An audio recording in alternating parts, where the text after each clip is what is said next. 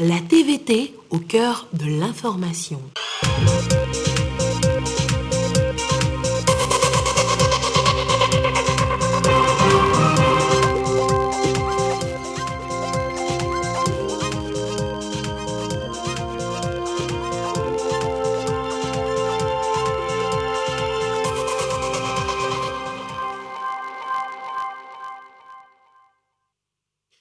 L'actualité de ce dimanche est marquée par la célébration de l'élévation de Marie au ciel, l'Assomption dans la communauté chrétienne catholique au Togo.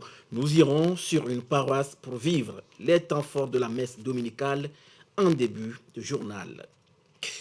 Haïti, de nouveau frappé par un tremblement de terre. Le bilan provisoire fait état de plus de 700 morts et de 2800 blessés. Le séisme s'est produit samedi. La Zambie, dans l'attente des résultats provisoires de l'élection présidentielle, les résultats partiels indiquent que l'opposition est en tête. On craint une tension dans le pays. Voilà pour le sommaire. Où que vous soyez, vous êtes en direct sur la télévision togolaise. Bonsoir, bienvenue dans cette édition. On ouvre l'actualité de ce dimanche par l'Assomption de la Vierge Marie. Pour les chrétiens catholiques, l'Assomption célèbre l'élévation de Marie, la mère de Jésus au ciel. Ce couronnement de la Vierge Marie a été célébré partout ailleurs et sur la paroisse Saint-Pierre et Paul de Mouépé par une messe. Messe suivie pour nous par Gerson Deveau.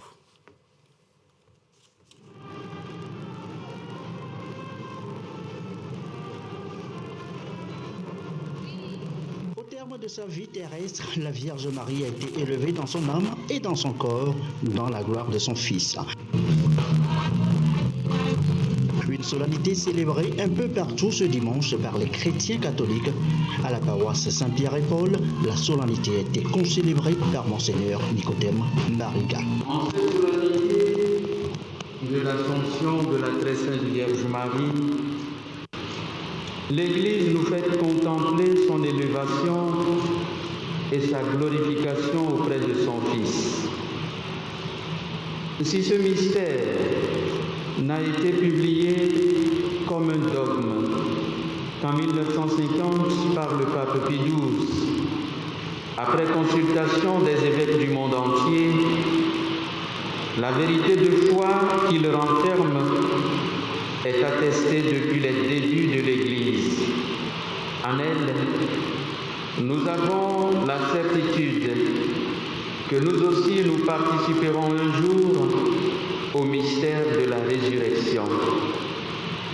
Ainsi, la glorification de Marie confirme que l'avenir de toute l'humanité est son exaltation en Dieu. Fête pour les chrétiens catholiques, célébration exceptionnelle ici à Mouépé pour les sœurs de Notre-Dame de l'Église attachées à Marie.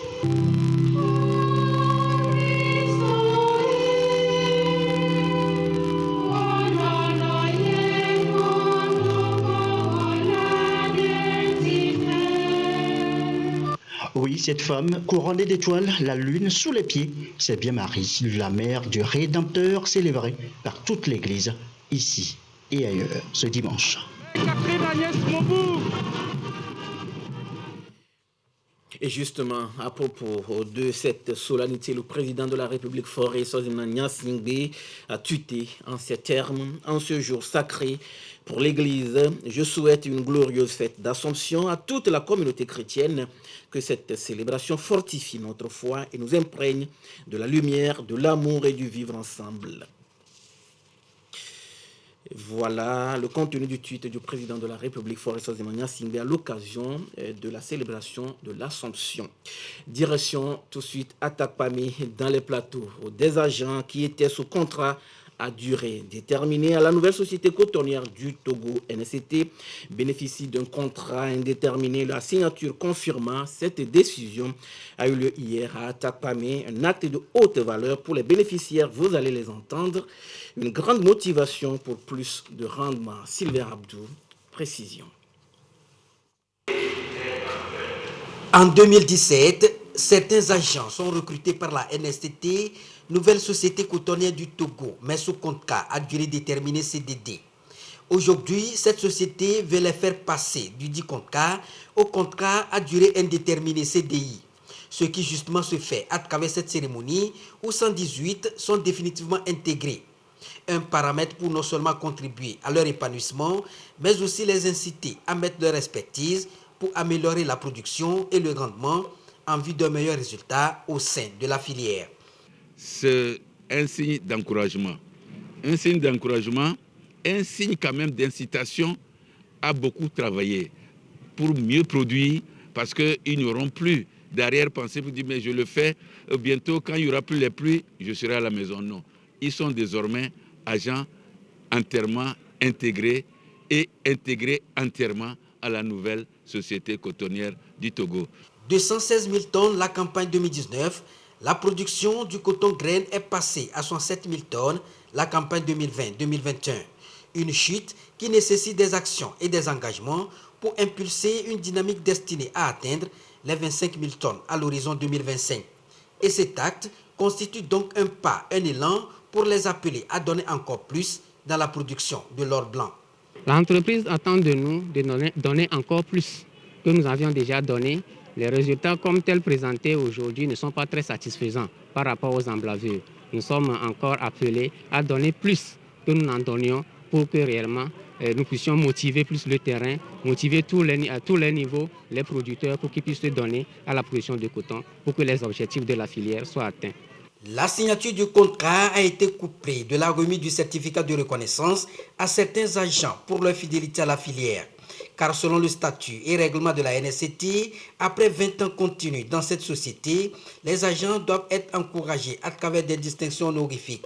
147 ont aujourd'hui franchi cette étape, dont 47 admis à la retraite et 100 actuellement en fonction. Ce sont eux qui reçoivent ici la distinction histoire de les motiver à s'engager davantage en vue de préserver les acquis de la filière et contribuer au succès de l'entreprise, c'est-à-dire la NSCT, dont la grande majorité des actions sont confiées au groupe OLAM international. En seulement un mois, l'ONG Aide et Action Internationale a réussi à mettre à la disposition de 2 établissements scolaires dans la commune 5AC1, 2 ouvrages d'eau potable. Plus de 13 millions de francs CFA ont été investis dans ce projet. Gérard Lagoudou. D'ici à 2030, l'accès à l'eau potable sera un impératif à l'échelle planétaire. Pour appuyer le gouvernement togolais dans ses efforts et surtout prôner l'éducation pour tous, l'ONG Aide et Action Internationale a mis fin aux défis liés à l'accès à l'eau potable dans 2 établissements scolaires dans la commune de 5AC1. En analysant les indicateurs de scolarisation dans les régions, nous avons constaté au niveau des savanes que les taux de scolarisation, les taux de redoublement, les abandons sont assez élevés, surtout les filles. Donc nous avons initié ce projet, Action commune eau, environnement et éducation pour demain, afin d'apporter une réponse aux problématiques de l'eau. À l'école primaire publique de Nouaga, l'ouvrage d'eau est équipé d'un panneau solaire pour faciliter la tâche aux apprenants et aux enseignants. Les villages environnants ne sont pas exclus. D'action donnait même les dispositifs de lave-main, mais où trouver l'eau pour mettre dans ces dispositifs de lave-main était tellement difficile. Aujourd'hui, donc chaque matin, nous allons utiliser l'eau là pour nous laver les mains et aussi entretenir par exemple nos salles de classe parce que l'hygiène fait partie de l'éducation entière. Nous sommes à l'école primaire publique de Komologo. Ici, les réalités sont différentes. L'utilisation abusive des engrais chimiques dans les champs environnants a compliqué les travaux aux ingénieurs. Durant la première analyse physico-chimique, on a recensé un taux élevé de nitrates qui n'est pas bien pour la consommation. Donc on a dû passer par autre système de pompage plusieurs reprises avant de capter encore l'eau. Et c'est après ces pompages qu'on a eu une bonne eau et attesté par l'INH. Il y a un bon débit et la population peut s'en venger. Et on peut même faire des canalisations vers les zones au moins à 100 mètres. Les premiers responsables de l'école primaire publique de Komologo et la population bénéficiaire ont exprimé leur gratitude à l'ONG Aide et Action Internationale. Et déjà, on mesure l'impact de l'ouvrage réceptionné. Avec les agents de l'hydraulique, nous allons gérer bien ce forage et je crois qu'en récréation, les enfants ne vont plus aller à la rivière, ni dans une maison pour chercher de l'eau qui n'est pas potable. Donc, risque de maladie. Coût global des 2 ouvrages d'eau équipés, 13 551 078 francs CFA. Le préfet de Saint-Cassé a, à son tour, exprimé sa gratitude au gouvernement pour avoir permis à ses bonnes volontés de contribuer à l'amélioration des conditions de vie des populations, surtout en milieu rural. Il a invité les bénéficiaires à la cohésion sociale autour de ces ouvrages et à une franche collaboration avec les forces de défense et de sécurité face aux défis sécuritaires qui se posent dans la sous-région. Et face à l'urgence qu'imposait la pandémie du Covid-19, le gouvernement togolais a décidé de faire du CHR Lomé Commune un centre de référence. Il est dédié à la prise en charge des personnes infectées. Le dit centre est réhabilité et rééquipé. Yatar Ratem nous présente dans le sujet qui suit quelques services impliqués dans la prise en charge des patients. Suivez. La télésurveillance des malades atteints du Covid-19, une réalité au CHR Lomé Commune.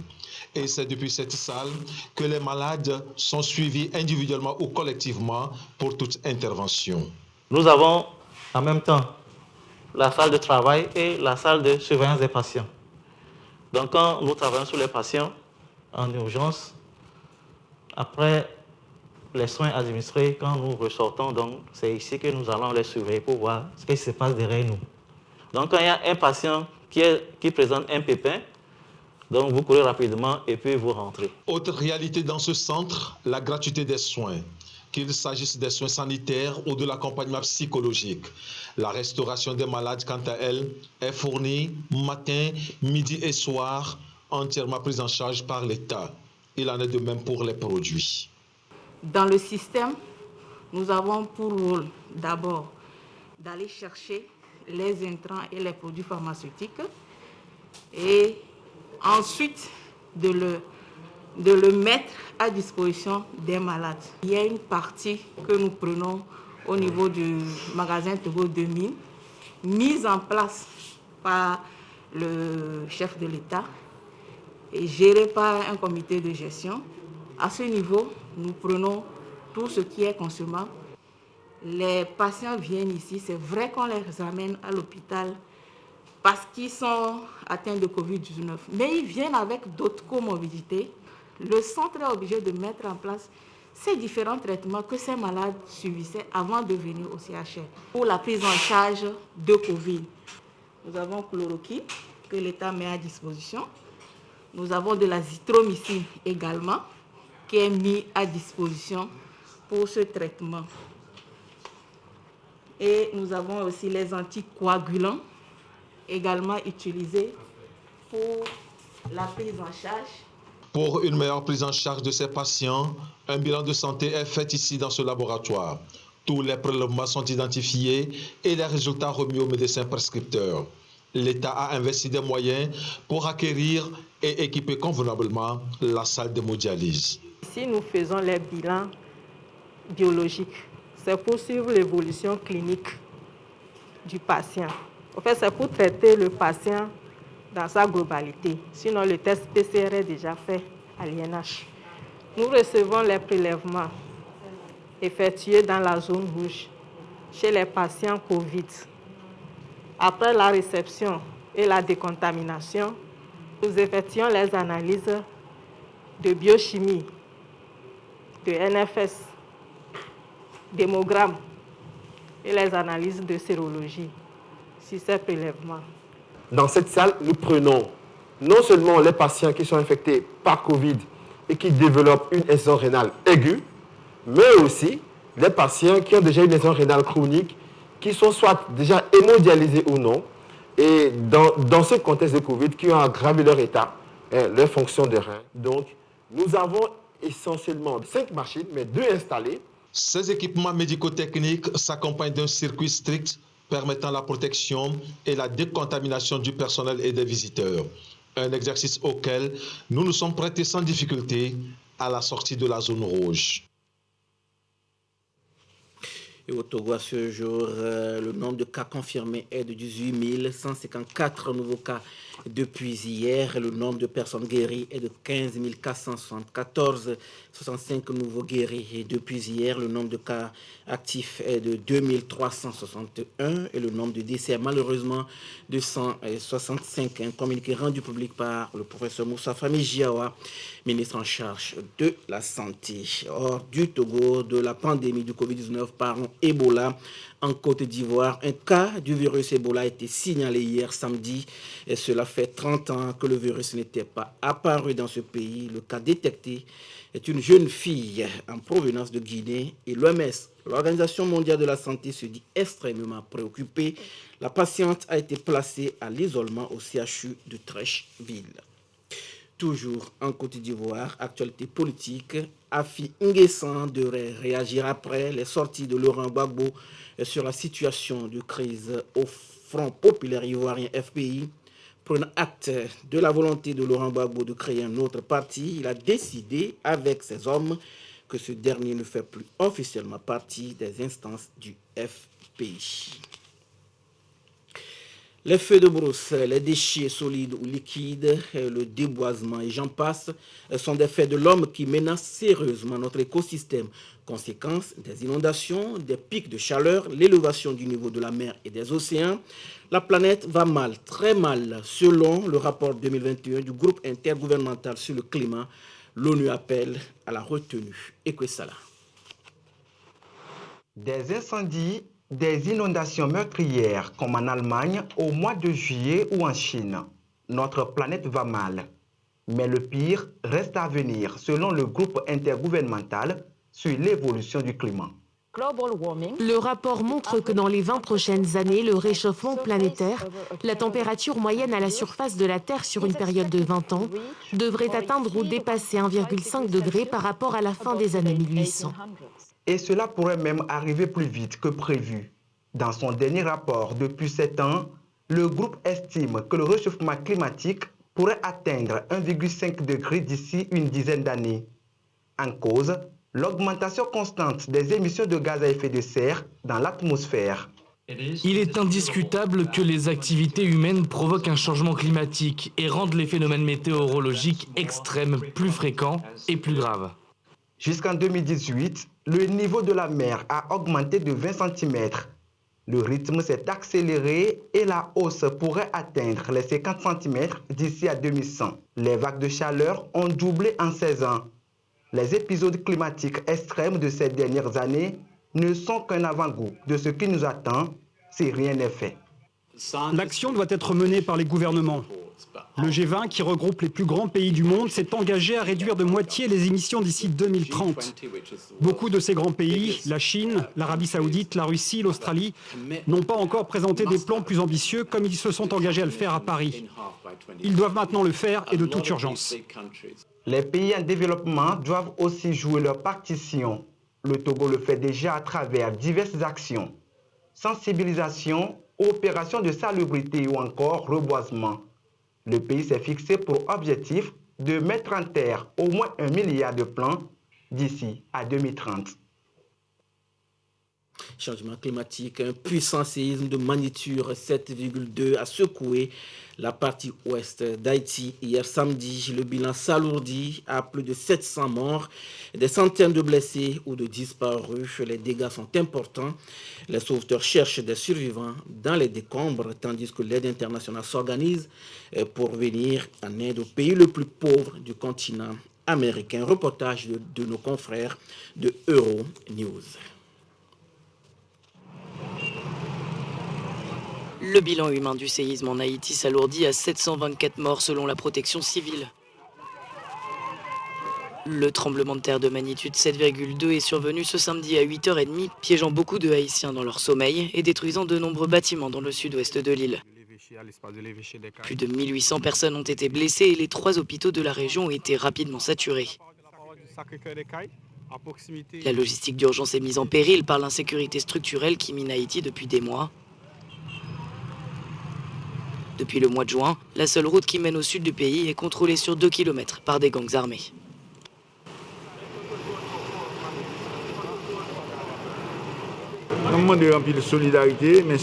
Nous appelons à beaucoup de solidarité, a dit le Premier ministre haïtien Ariel Henry.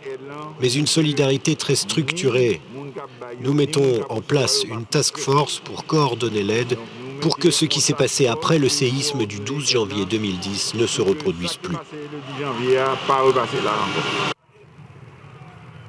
La joueuse de tennis japonaise Naomi Osaka, dont le père est haïtien, a annoncé qu'elle allait offrir la totalité des gains de son prochain tournoi aux victimes du séisme. De son côté, le président américain Joe Biden a promis une assistance immédiate pour Haïti, pays le plus pauvre d'Amérique, en crise politique depuis 10 ans et régulièrement frappé par des catastrophes naturelles. L'élection présidentielle zambienne s'annonce serrée, très serrée. Le candidat de l'opposition après les décomptes partiels devance le président Lungu. Les supporters de l'UPND sont déjà en joie après la diffusion des résultats partiels de la commission électorale zambienne. Le président Edgar Lungu crie au scandale. L'opposant Hakainde Hichilema creuse son avantage en Zambie sur le président sortant Edgar Lungu. La commission électorale annonce les résultats des circonscriptions par dizaines.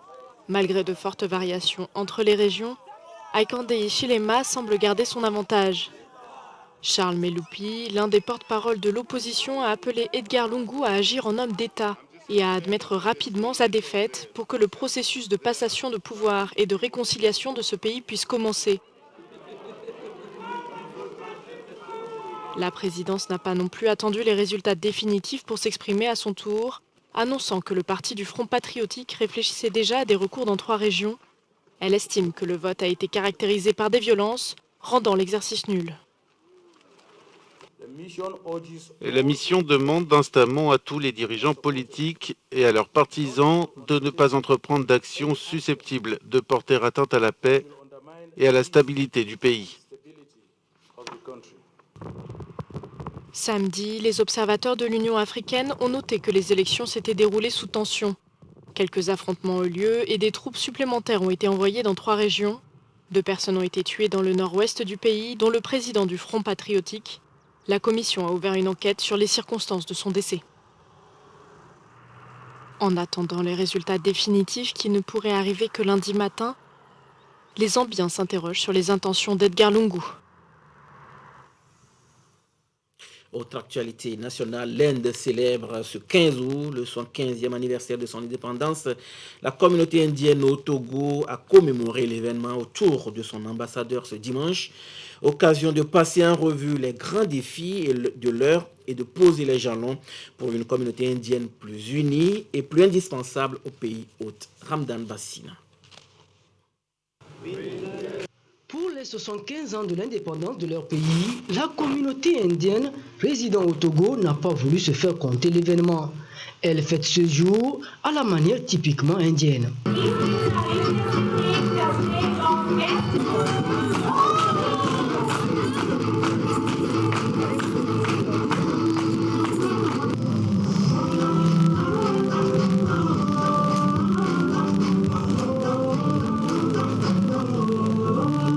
L'ambassadeur Sanjeev Tandon leur a délivré le message du président indien. Les sujets brûlants de l'heure, tels que la Covid-19, le changement climatique et la relance économique, sont abordés. Le Togo et l'Inde entretiennent de très fructueuses relations bilatérales dans les domaines diplomatiques, économiques, énergétiques et formation professionnelle, entre autres. Close, friendly relations with Togo. Les relations bilatérales entre l'Inde et le Togo sont au beau fixe. Ces dernières années, elles se sont accrues et se traduisent dans plusieurs domaines. Par exemple, le ministère de l'économie et Exim Bank of India ont signé un accord de prêt pour le financement de 350 projets d'électrification dans certaines localités du pays. 268 Togolais sont formés ces dernières années en Inde grâce au programme de coopération technique et économique de l'Inde. Et nous continuerons à nous soutenir mutuellement pour le bien de nos communautés. La communauté indienne a fait don de sang pour répondre aux besoins urgents de l'heure à l'occasion de son indépendance. Nous organisons cet événement noble pour donner, contribuer le sang dans ce pays. C'est la première fois cette année que nous avons organisé. Vous savez aussi, c'est la première fois que nous avons l'ambassade de l'Inde au Togo. C'est pour cela, ensemble, nous organisons cet événement pour marquer notre indépendance de 75e anniversaire de l'Inde. C'est dans sa diversité culturelle que la communauté indienne a célébré le 75e anniversaire de son indépendance, une fête riche en couleurs et en sons.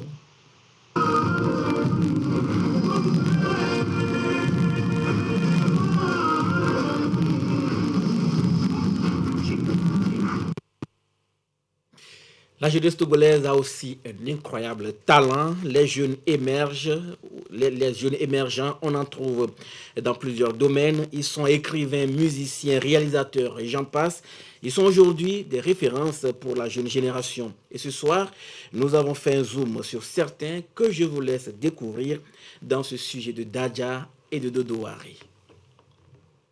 Il est à la fois écrivain, blogueur, membre de la plateforme Mondoblog de Radio France Internationale RFI.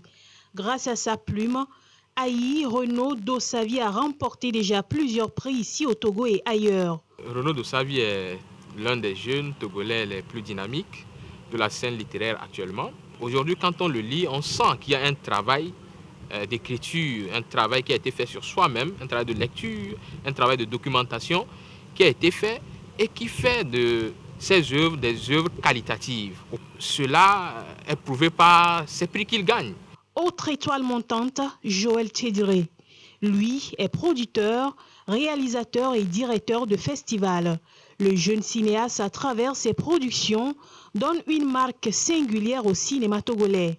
Lauréat de plusieurs prix, il reste pour plus d'un une référence dans le 7e art togolais. Joël Tchédiré fait partie de ces gens-là qui aident beaucoup la jeunesse. Je crois que Joël Tchédiré fait le tremplin dans le domaine du cinéma. Je dirais plutôt à M. Joël Tchédiré de toujours continuer dans cet élan parce qu'il a beaucoup inspiré ces jeunes qui sont maintenant dans le domaine cinématographique. Non loin du 7e art, la musique. Ces derniers temps, ils sont nombreux, ces jeunes à exceller sur la scène. Parmi eux, Juliano.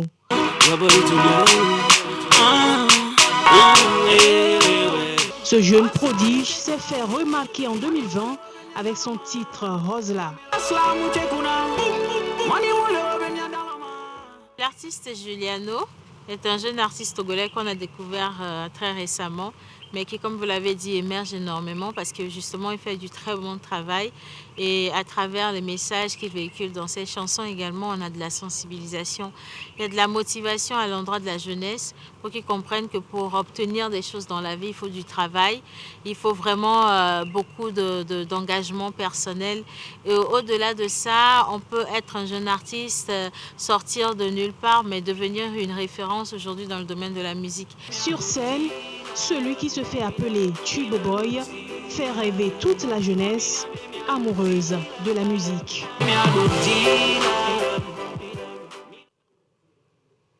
Fin de cette édition, merci de nous avoir suivis. Restez avec nous sur la TVT La Première et gardez toujours le sourire, quoi qu'il arrive. Excellente nuit à tous.